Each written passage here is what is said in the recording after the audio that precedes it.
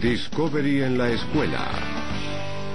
En este episodio de Discovery en la escuela viajaremos desde el bosque tropical hasta el laboratorio en busca de las formas de vida más simples de la Tierra y encontraremos gente dedicada a los virus. Descubriremos cómo estos diminutos asesinos viven, se reproducen y destrozan especies como la nuestra. Veremos cómo los científicos proponen defender la humanidad de futuras epidemias y observaremos las preguntas, actividades y recursos luego de cada segmento.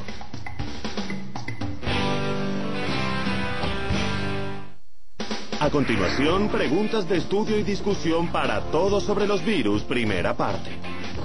¿Cómo se reproducen?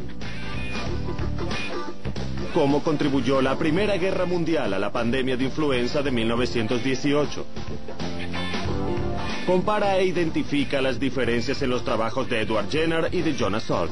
¿Cómo puede el éxito de estos virólogos convertirse en un ejemplo para los científicos modernos que investigan nuevas amenazas?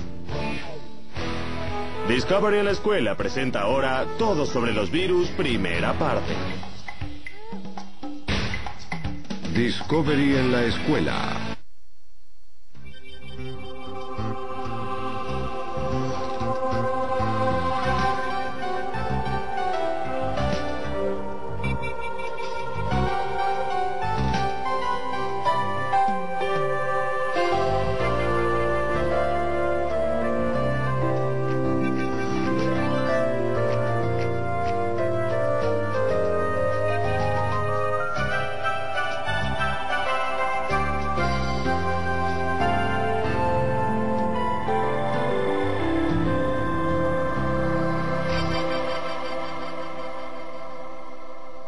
Todo sobre los virus.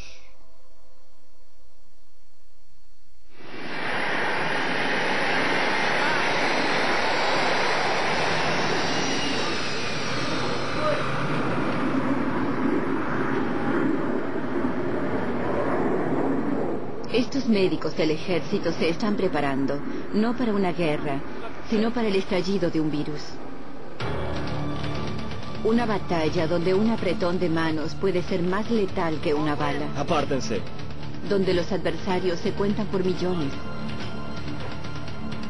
Donde nada es constante, pero el cuerpo está en juego.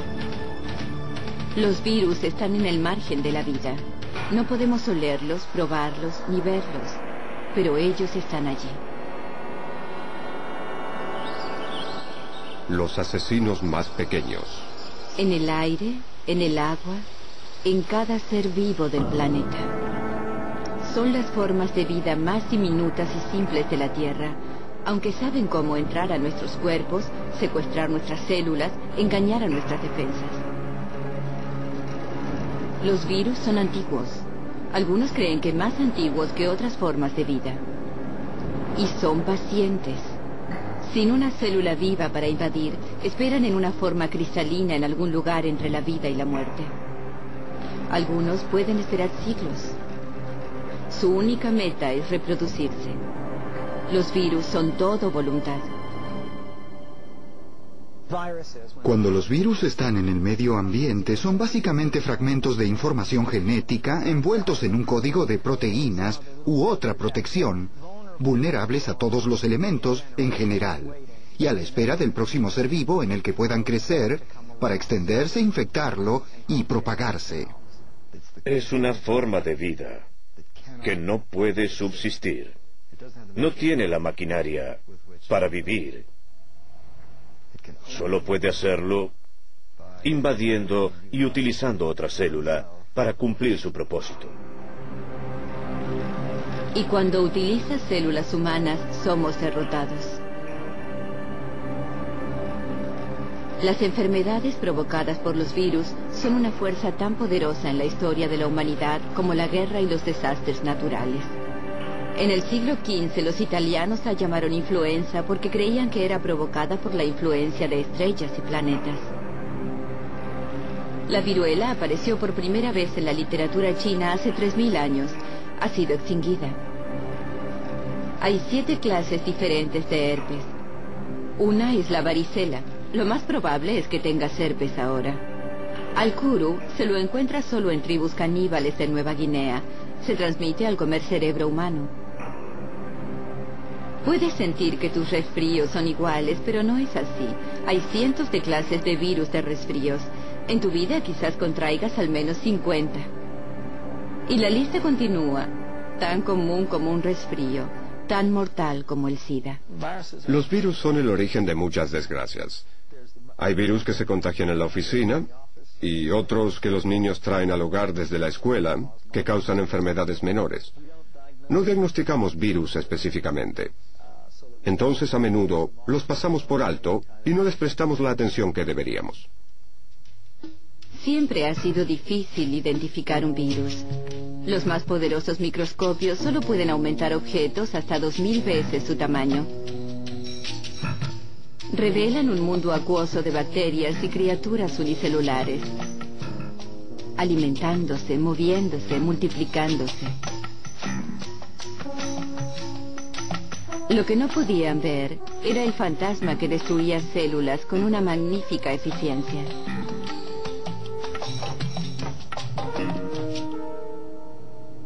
En los años 30, los científicos alemanes inventaron el microscopio electrónico y pudieron ver un virus aumentando 7000 veces su tamaño. En lugar de fuertes olas de luz, utilizaron diminutos electrones. Una mirada a través del microscopio electrónico cambió instantáneamente la definición de la gente de los límites de la vida. Descubrieron organismos tan pequeños, millones y millones podían caber en un píxel de nuestra pantalla de televisión. Examinados por electrones, los virus fueron descubiertos para hacer esferas y agujas y formas geométricas. Parecían demasiado simétricos para estar vivos.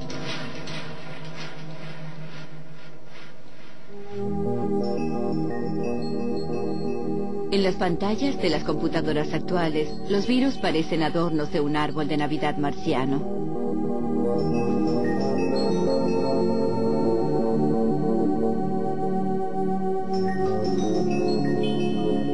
Este es el virus del SIDA. Su núcleo contiene la información genética que necesita para duplicarse.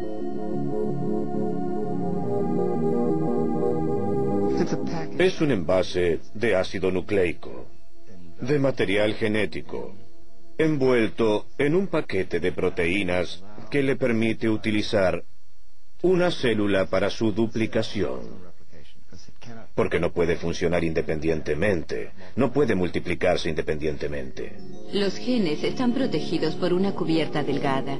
La cubierta está sellada con moléculas que le permiten entrar en una célula y continuar su trabajo adentro. Hay ciertos mecanismos receptores que vienen juntos, se unen. No atacan, se unen. Se incorporan y utilizan el mecanismo celular para su propia multiplicación. Actúa como un parásito. Utiliza estos sistemas organizados para su supervivencia. La célula blanco no tiene que ser humana, ni siquiera animal. El virus del tulipán ha sido usado desde el siglo XVI para provocar la variación del color en tulipanes decorativos. Nada es demasiado pequeño para un virus. Entonces los naturalistas observan una pulga. Tiene pulgas más pequeñas que las en su víctima, y estas tienen pulgas más pequeñas que las muerden, y así hasta el infinito. Sí, hasta los gérmenes pueden contraer gérmenes. Un ejemplo, el bacteriófago T4, un virus que ataca a las bacterias. Se deposita, se acopla y empuja su ADN a través de la membrana celular.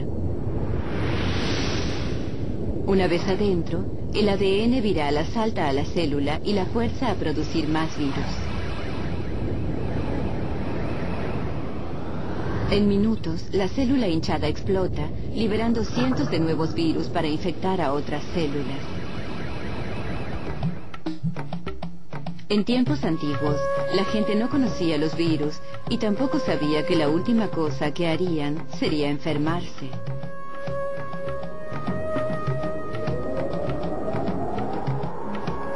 ¿De dónde venían las enfermedades? ¿Era la ira de los dioses? ¿Profecías? ¿Hechicería? La gran peste roja que asoló durante las guerras del Peloponeso en el siglo V a.C. Puede haber sido tifus o fiebre escarlata o sarampión. La viruela fue el flagelo de la Edad Media. Mató a cientos y dejó numerosos sobrevivientes desfigurados. Cuando los arqueólogos del siglo XX abrieron las tumbas egipcias, hallaron detalles que podrían haber sido de poliomielitis. Pero las enfermedades en el pasado estaban limitadas por el tiempo y el espacio. El mundo aún no había experimentado las epidemias globales a escala global.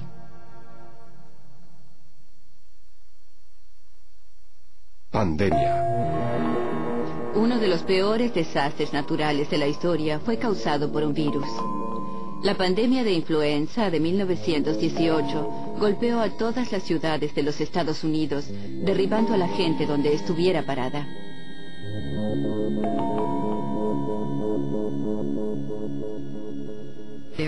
Había al menos 20 millones de personas muertas en todo el mundo.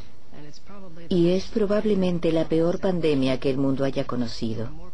Había más gente muerta por influenza que en la Primera Guerra Mundial.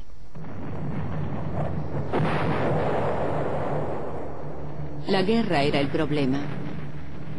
Si no hubiera habido guerra, la cepa de ese año hubiera permanecido aislada.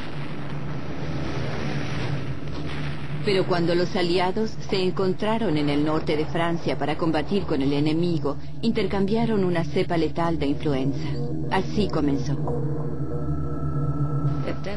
Fue de Francia a los Estados Unidos y se diseminó desde Boston. En Fort Devens, Massachusetts, un caso de influenza originó 6.000 casos entre el 1 y el 18 de septiembre. Solo le tomó 17 días. La India perdió casi un 4% de su población. Alaska, 8%. En los mares del sur, la tasa de muerte era del 20%. La gente estaba en estado de pánico porque alguien podía estar jugando a los naipes una noche y morir al día siguiente. Entonces hicieron toda clase de cosas. Estuvieron utilizando barbijos y de hecho toda la policía los utilizaba. Llevaban pequeñas bolsas con ajo y cebolla.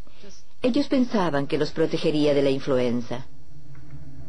No tenían idea de que estaban dejando expuesto el lugar por el que la gripe entra al cuerpo, la nariz. No se sabía cómo manejar la situación. Y esto es algo que comenzó a surgir cuando llegamos a 1930, 1940 y 1950. En aquel momento había suficiente conocimiento y experiencia y el desarrollo de las técnicas que hicieron posible el avance. Nunca antes en la historia los médicos pudieron hacer tanto para preservar nuestra salud como en la actualidad. Y en casi todas las áreas médicas, el desfile de avances que beneficiarán a millones solo ha comenzado. Las vacunas se convirtieron en el sueño de los científicos. Prometieron librar al mundo de la enfermedad viral. Curiosamente, la palabra vacuna proviene de una enfermedad bovina llamada vaccinia. En el siglo XVIII, la belleza de las ordeñadoras era un lugar común. Eran las únicas a las que la viruela no había afectado. Un médico rural inglés llamado Edward Jenner observó que un sorprendente número de ordeñadoras había contraído una enfermedad benigna semejante al sarampión, conocida como vaccinia. Jenner extrajo el virus de ampollas e infectó a un niño, su hijo. Luego inoculó al muchacho con el virus vivo de la viruela. Era riesgoso, pero funcionó. La inyección inicial de vaccinia le provocó una dolencia benigna, pero su cuerpo desarrolló una inmunidad para ambas enfermedades. A través de los años hemos evolucionado en nuestros mecanismos de defensa. Sabemos que este es el sistema inmunológico, que es un sistema muy complejo que contiene diferentes clases de células y funciones, cuyo propósito principal es reconocer el cuerpo extraño e intentar eliminarlo. El sistema inmunológico tiene 3 funciones principales que se llevan a cabo en nuestro cuerpo en este momento. Los anticuerpos son proteínas que se unen a la superficie de un virus, debilitándolo hasta la muerte. Las células blancas del cuerpo se mueven para destruir las células infectadas por el virus. Una vez que ha sido infectado por un virus, la memoria de las células lo reconoce inmediatamente si entra al cuerpo nuevamente. Por eso las vacunas son tan efectivas. El cuerpo recuerda la apariencia del virus falso, por eso puede protegerse cuando aparece el virus real. Una de las formas más comunes de hacer una vacuna es hacerla crecer en un anfitrión artificial.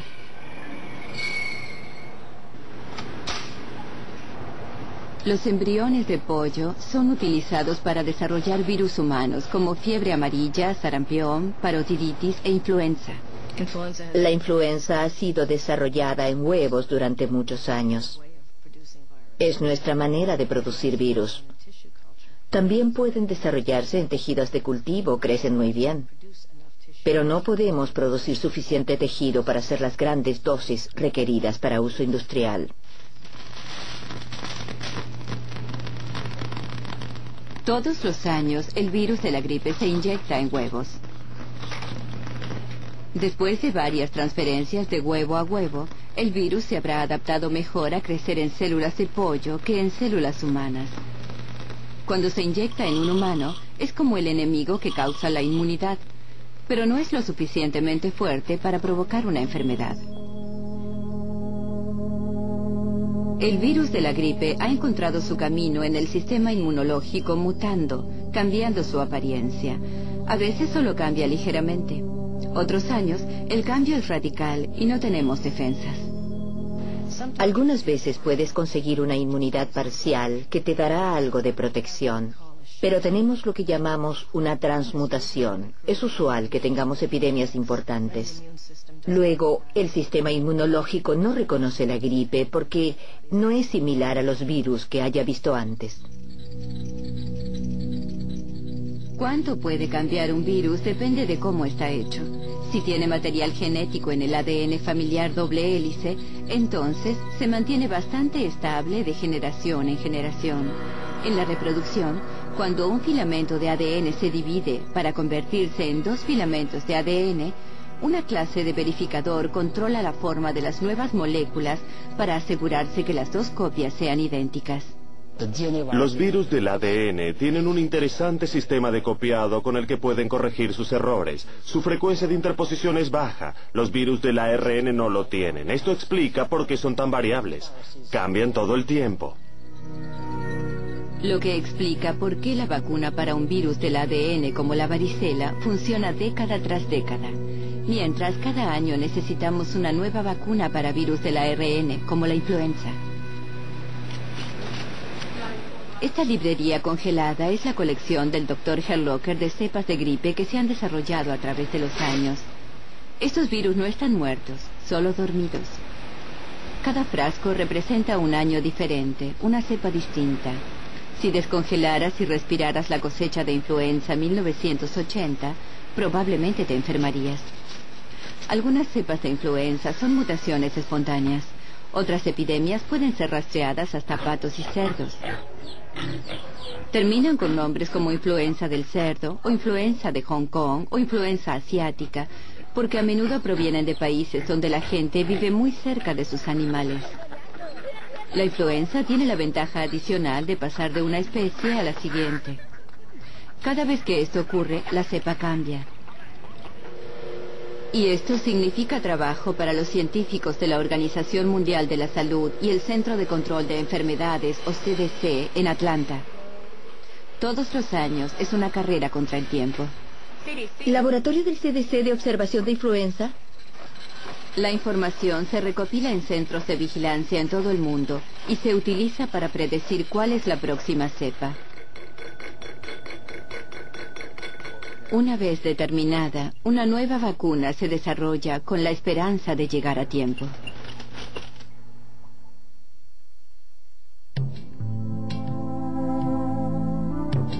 El pánico de la poliomielitis. Es difícil imaginar un mundo sin vacunas para enfermedades como la influenza, viruela o polio.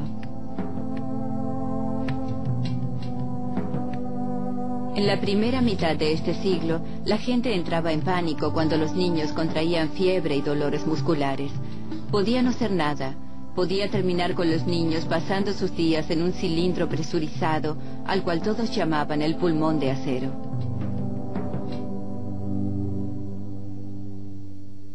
En mi época, estaba muy consciente de los efectos de los virus. En 1916, por ejemplo, 2 años antes de mi nacimiento, hubo una epidemia de poliomielitis severa en los Estados Unidos, sobre todo en Nueva York. Y luego, nuevamente en 1918-1919, tuvimos una epidemia de influenza grave. Y en ambos casos el efecto fue devastador. Por supuesto, yo era muy joven para entender el significado, pero recuerdo los cuerpos retorcidos y los ataúdes.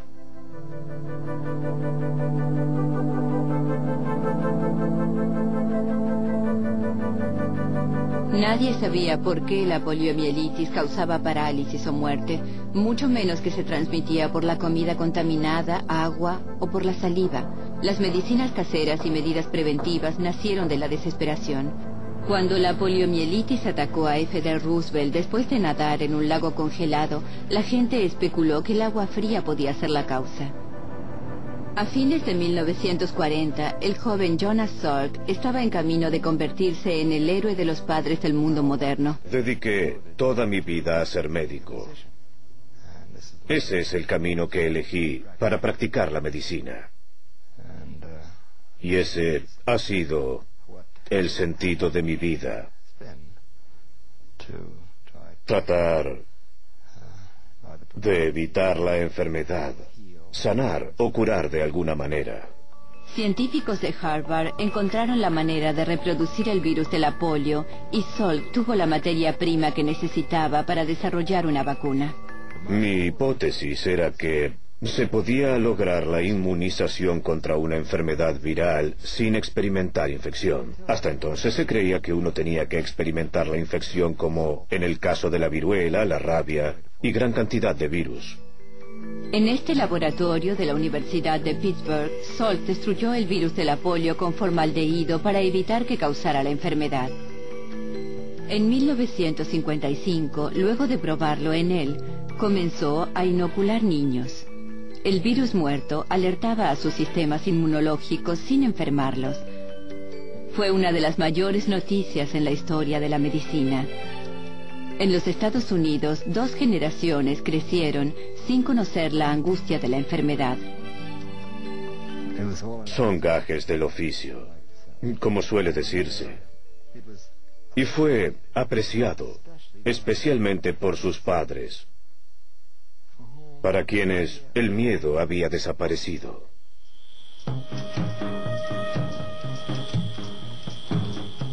De regreso en 1935, un bacteriólogo llamó a la batalla contra la enfermedad la última aventura genuina del mundo. Todos los dragones están muertos y la lanza descansa oxidada en el rincón de la chimenea. La única propuesta deportiva que permanece es la guerra contra estas feroces criaturas que están al acecho en los rincones oscuros y merodean entre los cuerpos de ratas, que vuelan y reptan con los insectos y acechan nuestra comida y bebida y hasta en nuestro amor.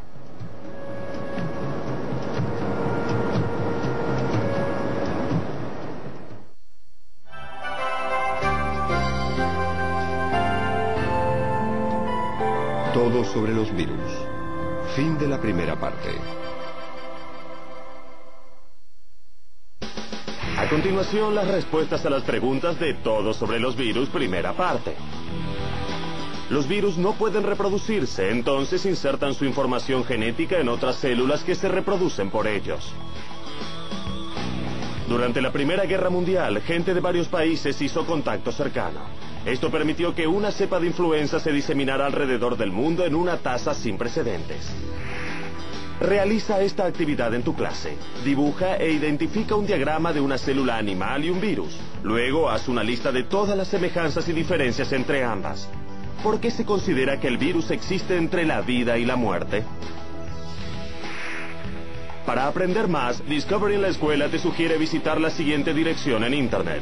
Pídele a tu bibliotecario que te ayude a explorar los diferentes recursos que tu biblioteca tiene para ofrecerte.